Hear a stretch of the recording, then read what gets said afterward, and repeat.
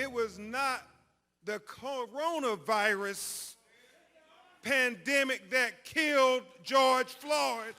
I want to make it clear on the record.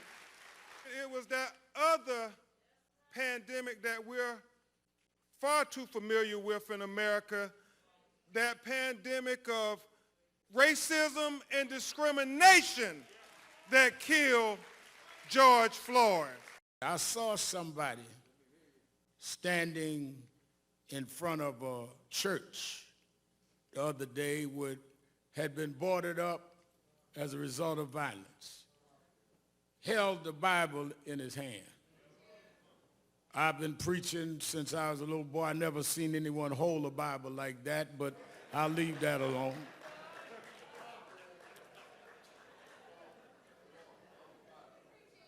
But since he held the Bible, if he's watching us today, I would like him to open that Bible.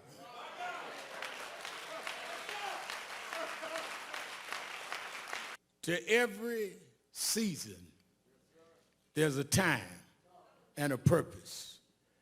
And I think that it is our job to let the world know when we see what is going on in the streets of this country and in Europe, around the world, that you need to know what time it is.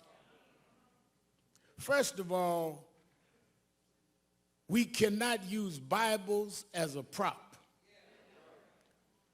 And for those that have agendas that are not about justice, this family will not let you use George as a prop. There is a time and a season.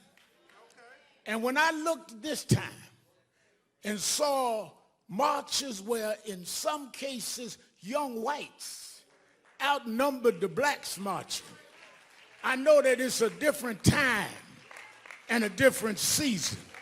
When I looked and saw people in Germany marching for George Floyd, it's a different time and a different season. When they went in front of the Parliament in London, England, and said it's a different time and a different season, I come to tell you, America, this is the time of dealing with accountability in the criminal justice system. We have specific policies that need to happen. Therefore, I'm glad Martin III is here today, because on August 28th, the 57th anniversary of the March on Washington, we're going back to Washington, Martin. That's where your father stood in the shadows of the Lincoln Memorial and said, I have a dream. Well, we're going back this August 28th to restore and recommit that dream, to stand up, because just like at one era we had to fight slavery, another era we had to fight Jim Crow, another era we dealt with voting rights, this is the era to deal with policing and criminal justice.